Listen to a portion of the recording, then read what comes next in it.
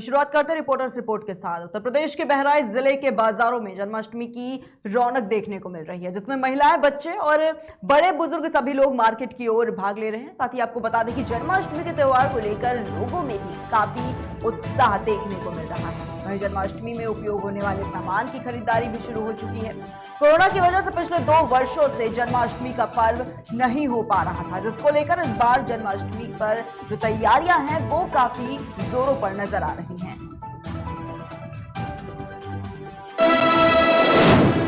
वहीं खबर सोनभद्र से है, जहां पर रेलवे दोहरीकरण के कार्य में लगी संस्थाओं के काम को पता NH 39 और NH 75 पर 2 वर्ष पूर्व अंडरपास को देखकर आसानी से लगाया जा सकता है। मामूली बारिश के चलते आए दिन ये अंडरपास के गड्ढों में पानी भर जाता है, जिससे इन गड्ढों में बाइक सवार आए दिन गिर कर चोटिल भी हो रहे हैं। और अब ग्रामीणों का ये कहना है कि अगर इन गड्ढों की मरम्मत कर जल निकासी की व्यवस्था नहीं की गई तो सब ग्रामीण आंदोलन करेंगे, जिसकी पूरी जिम्मेदारी रेलवे प्रशासन की होगी।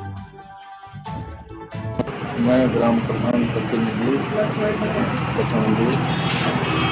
समस्या है कि हमारे ग्राम कठौंडी में सरसठ से के पास अंडर ब्रिज है, उसमें 2-3 फुट गड्ढे बन गए हैं, जिसमें आए दिन लोगों को समस्या हो रही है। कई छोटी छोटी बाइक वाले सब गिर करके हाथ पैर तोड़ लिए। इस समस्या का समाधान हम लोगों ने विभाग को बताया, पर इसमें किसी प्रकार की पहल नहीं हो सकी।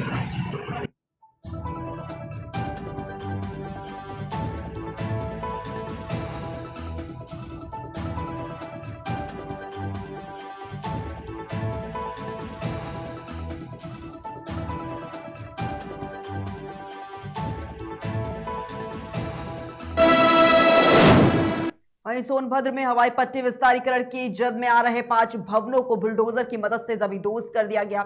नवंबर में हवाई सेवाएं शुरू करने के लिए हवाई पट्टी का कार्य जो है उसे तेजी से चल रहा था, लेकिन इस दौरान 4 दीवारी निर्माण में बाधा बन रहे मकानों को गिराया गया। जिलाधिकारी के आदेश पर मंगलवार इस 5 विस्थापितों के मकानों को बुलडोजर लगाकर जमींदोज कर दिया गया। वहीं विस्थापितों का ये कहना था कि हम लोग 1 दिन का और समय मांग रहे थे, लेकिन हम लोगों की एक नहीं सुनी गई। विरोध के बाद भी हमारे मकान को गिरा दिया गया। ये घर जो आज बुलडोजर से टूटा है, पुलिस आकर तोड़वाई थी, क्या मामला था?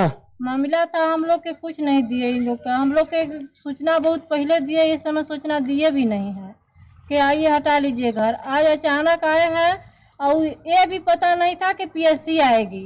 ये भी था कि DM आएंगे, घर देखने आएंगे और जो करेंगे वही करेंगे। तो हम लोग घर पे नहीं थे जब वो आए, तो हम लोग इतना कर्जे में बजे हम चले गए। दर दिहात अपने चूड़ी बेचते हैं, मेरे आदमी भी नहीं है कि हमको देगा कहीं से 1-2 रुपया। हम चले गए, आ करके सब तोड़ दिए। हम लोग मांगे कि कम से कम हमारा खपड़वा भर उतारे न दीजिए, 1-2 घंटा का समय दे दिए। 1-2 घंटा को हमको समय भी नहीं दिए। जो तुम्हारा घर आज टूटा है बुलडोजर से, क्या मामला है?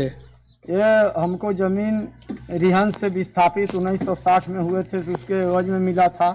और हमारा शंकर मणि 700 वर्ग मीटर था, उसको ले लिए और बोले थे कि मौजाद घर का मिलेगा। घर का मौजाद भी नहीं दिए और कोई सूचना भी नहीं दिए, न कोई नोटिस दिए, और एक बैग आकर घर हमारा गिरा दिए। तहसीलदार का कहना है कि घर के जगह पर आवाज दे दिए हैं और क्या नाम है, कुछ मुआवजा भी दिए हैं। लेने के बाद भी तुम खाली नहीं कर रहे थे, नोटिस भी दिया गया है। कोई नोटिस नहीं दिया गया है, न कोई सूचना मिला है। ये घर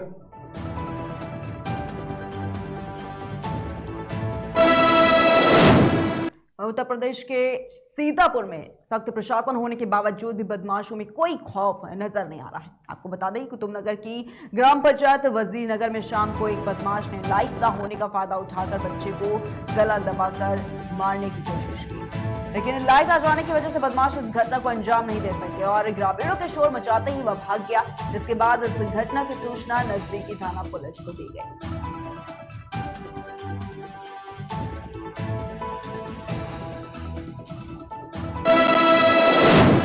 वहीं खबर गुजरात के वडोदरा से है, जहां पर भारी बारिश के बाद नर्मदा बांध अब संकट का रूप ले रहा है।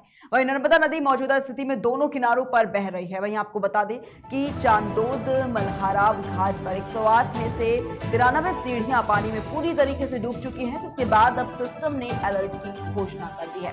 नदी तट पर अब पुलिस और आपदा प्रबंधन लगातार सतह की निगरानी में लगे हुए हैं।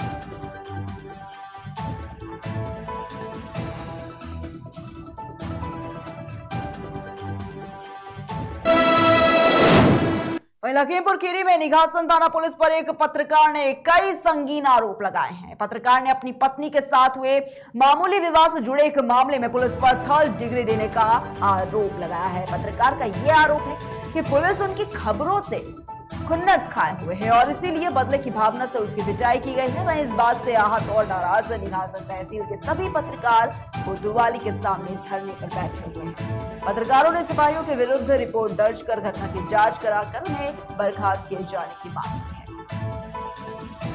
है। मैं विकास तटकर अमृत विचार तहसील प्रभारी हूँ निघासन से, और मेरा पति पत्नी का विवाद था जिसको लेकर पुलिस लेकर आई थी हमें निघासन थाने। वहाँ 3rd डिग्री की तालिबानी सजा दी गई है। हमें इस कदर मारा गया है पट्टों से, पूरी रात लाइट बंद करके पूरी रात मारा गया है। ये सब चोटें लगी हुई हैं और इसमें कोतवाल और पूरे स्टाफ की पूरी घनघोर लापरवाही है। क्या लगता है खबरों को लेकर कोई इशू था? खबरों को लेकर पुलिस नाराज थी? खबरों को लेकर असल में जो इनकी कमियां हैं वो उजागर करते थे सच्चाई के साथ। इसी को लेकर इनकी पुरानी रंजिश थी। इसको कहना पड़ रहा है कि हमारे एक पत्रकार साथी जिसका नाम विकास दीक्षित है, उसे निघासन पुलिस से एक मामूली विवाद में, पति पत्नी के विवाद में पुलिस थाने लाकर उसकी इतनी बेरहमी से पिटाई कर दी, उसको तालिबानी सजा दी गई। लगातार इसमें उच्च अधिकारियों को शिकायत की गई, कहीं कोई कार्रवाई नहीं हुई। मात्र 3 सिपाहियों को निलंबित किया गया। थाने के अंदर कोई घटना होती है तो कोतवाल जिम्मेदार होता है, अपराध इंस्पेक्टर जिम्मेदार होता है, वहाँ के सीओ जिम्मेदार होते हैं, मगर केवल सिपाहियों को निलंबित करके एतसीरी कर ली गई। मैं जो सूबे के मुख्यमंत्री योगी आदित्यनाथ हैं, जो देश के प्रधानमंत्री माननीय नरेंद्र मोदी जी हैं, अपील करता हूं हमारे पत्रकारों को सुरक्षा दी जाए, इस मामले में हमें न्याय दिया जाए। जय हिंद, जय भारत। परसों शाम को निघासन के पत्रकार जो वहां से अमृत विचार अखबार में समाचार लिखते हैं, निघासन की पुलिस पकड़ ले गई और रात में 3rd डिग्री का इस्तेमाल किया। उनको बहुत मारा, उनके गहरे गहरे घाव हो गए। ये बात हम लोगों को पता चली तो ये अत्यंत दुखद बात है। स्पष्ट निर्देश हैं थाने में किसी को न मारा जाए, इसके बावजूद एक पत्रकार जो खबरें लिखता है उसको इस तरह मारना अमानवीय कार्य था। इसी मुद्दे पर विकास दीक्षित उर्फ अटल को यहाँ बुलाया गया। उनके साथ अन्य साथी भी आए, मुख्यालय के भी साथी थे। हम लोग पुलिस अधीक्षक से मिले। पुलिस अधीक्षक ने कहा कि मैंने तीनों सिपाहियों को पहले ही सस्पेंड कर दिया है, लेकिन इस बात से लोग सहमत नहीं हुए और कहा क्राइम इंस्पेक्टर और इंस्पेक्टर के खिलाफ भी कार्रवाई होनी चाहिए। इस पर पुलिस अधीक्षक ने कहा चूंकि गलती जिसकी है वो सस्पेंड हुआ है और जिसकी गलती नहीं उस पर कार्रवाई का कोई औचित्य नहीं है। बाद में इस बात पर निष्कर्ष निकला कि अपर पुलिस अधीक्षक पूरे मामले की जांच करेंगे और रिपोर्ट देंगे। वही खबर उधम सिंह नगर से है, जहां पर पीलीभीत रोड मुड़ेली चौराहे से रेलवे क्रॉसिंग की तरफ रोड की दुर्दशा को लेकर ग्रामीणों का गुस्सा फूटा हुआ है। वहीं आपको बता दें कि भारी बारिश के चलते सड़कों पर जगह जगह पर गड्ढे हो गए हैं, जिसके विरोध में ग्रामीणों ने रोड पर खड़े होकर शासन, प्रशासन और पीडब्ल्यूडी से तत्काल मरम्मत और निर्माण कराने की मांग की है। वहीं ग्रामीणों ने तत्काल मरम्मत और निर्माण न होने पर आंदोलन की चेतावनी दी है। सर यहाँ पर 2-3 सालों से इतनी समस्या कि रोड में 3-3, 4-4 फीट गड्ढे हो गए हैं और यहाँ पर प्रशासन सुध नहीं ले रहा। हमने कितनी बार एसडीएम साहब को और प्रशासन को जो पीडब्ल्यू विभाग को दिया, मगर कोई कार्रवाई नहीं। और सर यहाँ पर ये नाली देखिए कितना पानी भरा पड़ा है, जबकि ये नाली बना है और ये रोड से ऊपर नाली है, जबकि नाली का पानी आ रहा है, नाली का पानी रोड पर आ रहा है, न कि नाली का पानी जो है सड़क का पानी नाली में जाना चाहिए।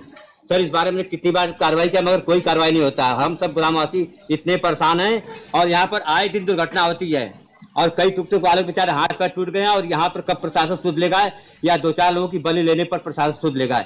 इसलिए मेरी सरकार से और धामी जी से और यहाँ के जो भी पीडब्ल्यू विभाग के हैं, जिनसे सबसे मेरी यही अनुरोध है कि आप इसको जल्द से जल्द पानी की निकासी कराएं। देखिए, पूर्व में मुंडेली गांव के जो निवासी मेरे पास आए थे, मुंडेली में रेलवे लाइन के पास दोनों साइड से और जो रोड है उसमें जो हमारी नालियां वो चौक हो चुकी है और उससे वहाँ जलभराव की स्थिति पैदा हो रही है और काफी विकट समस्या है। कई लोगों को एक्सीडेंट्स भी हो गए हैं वहाँ पर। इसमें पीडब्ल्यू की रोड जा रही है, तो पीडब्ल्यू को हमने निर्देशित किया और देखते हैं इसमें क्या उपाय निकलता है, ताकि लोगों को किसी समस्या का सामना न करना पड़े। मैं दोबारा से एक बार पीडब्ल्यू को निर्देशित कर दूंगा, उससे प्राथमिकता के ऊपर लेंगे और यहाँ पर जल निकासी की व्यवस्था। वही खबर फिरोजाबाद से है, जहां पर बॉडी बिल्डिंग शो में कई बॉडी बिल्डर्स ने भाग लिया और बॉडी बिल्डिंग प्रतियोगिता में अलग अलग शहरों से आए बॉडी बिल्डर्स ने अपनी कला का प्रदर्शन किया है, जिसमें जिला फिरोजाबाद के शिवम गुर्जर ओवरऑल चैंपियन बने और इस दौरान शिवम को सिल्वर मेडल से सम्मानित किया गया।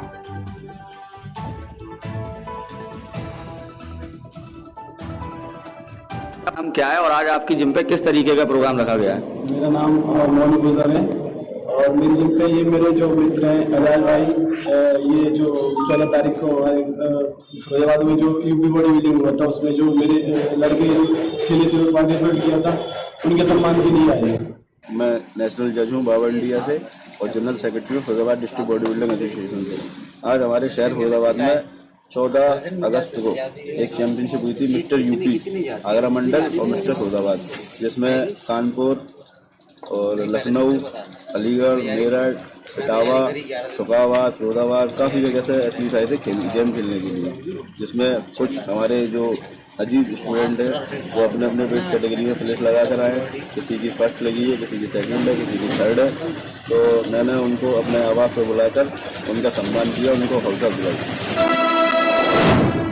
कर्नाटक के बीजापुर जिले में टूर्नामेंट मैच का आयोजन किया गया, जिसमें बरडोल गांव के दुर्गा शक्ति क्रिकेट टीम ने 35,000 रुपए और जीवनी गांव ने 70,000 रुपए जीत के गांव का नाम रोशन किया। और इसी खुशी में वकील संघ के जिला उपाध्यक्ष गजानन पवार और उनकी टीम की तरफ से दुर्गा शक्ति क्रिकेट टीम को सम्मानित किया गया। सर, किस बारे में सम्मान किया गया? देखिए, बीजापुर जिले के चर्चन तालुक में जो बरडोल ग्राम है वो दुर्गा शक्ति क्रिकेट टीम को जो पहला प्राइज जीता है उसके वजह से हम सम्मान करने के लिए आए हैं।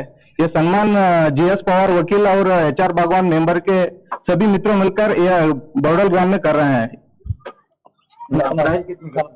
देखो, पहला प्राइज 75,000 का था, वो पहला प्राइज उनको मिला है और दूसरा गेम में भी पहला प्राइज उनको भी मिला है 30,000 का। उसके वजह से हम सभी मित्र मिलकर यहाँ पे सम्मान करने के लिए आए हैं। खबर महोबा से है, जहां पर ग्राम नरेडी के ग्रामीणों ने ग्राम प्रधान पर गंभीर आरोप लगाते हुए कहा कि यहां कभी भी साफ सफाई नहीं की जाती है और गांव के लोगों का यह भी कहना है कि नल खराब पड़े रहते हैं। प्रधान को नल की मरम्मत करने के लिए कहा जाता है तो वो आश्वासन देकर टाल देते हैं।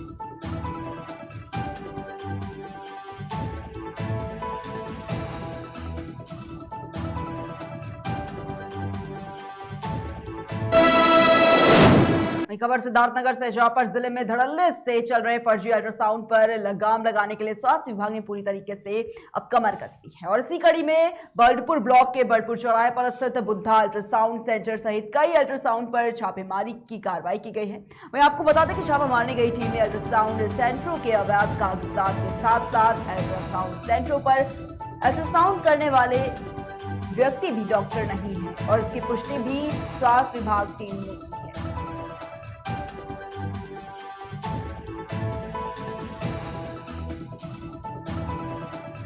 सर, आज आपने यहाँ बुद्धा अल्ट्रासाउंड सेंटर पर छापेमारी की है, सर क्या मामला है और क्या गुण दोष पाए गए?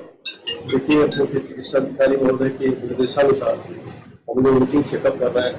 उसके तहत बुद्धा अल्ट्रासाउंड सेंटर को देखा गया और यहाँ पर बिना डॉक्टर के टेक्नीशियन द्वारा अल्ट्रासाउंड किया गया हुआ पाया गया और यहाँ कोई डॉक्टर नहीं है। उसके बारे में हम लोग नोटिस दे रहे हैं, उसे रिलेशन दिया जा रहा है और उसके बाद जो भी सर रजिस्टर्ड है या आपके विभाग से? रजिस्टर्ड तो है लेकिन रिन्यूअल नहीं। सर, ऐसे बहुत से अल्ट्रासाउंड सेंटर चल रहे हैं जहां गैर विशेषज्ञ द्वारा अल्ट्रासाउंड कर रहा है, तो क्या सर उन पर भी छापेमारी की जाएगी? उन पर भी हम उसी उद्देश्य से हमें निकले हैं और उसी के तहत ही उसके ऊपर कार्रवाई नियंत्रण।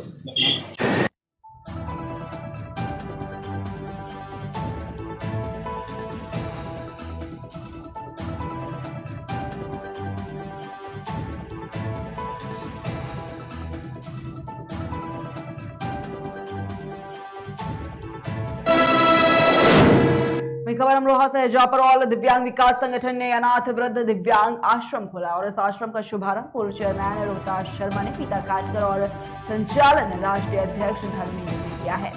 इस आश्रम में दिव्यांग युवा, विधवा महिलाएं, वृद्ध आदि के रहन सहन और खाने की सुविधा के लिए सारी व्यवस्थाएं यहाँ पर की गई है और इस कार्यक्रम में रविशंकर, शाहनवाज, सुनील आदि लोग भी मौजूद रहे।